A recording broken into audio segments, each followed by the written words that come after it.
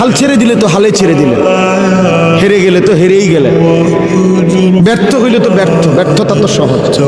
স্রোতের সাথে ভাসে যাওয়া এটা তো সহজ, কিন্তু স্রোতের প্রতিকূলে বিপরীত দিকে দাঁড়াইয়া থাকা একটু কঠিন। কিন্তু যদি কেউ হিম্মত করে দাঁড়াইতে চায়, একদিন বিজয় তারই পদচুম্বন করে।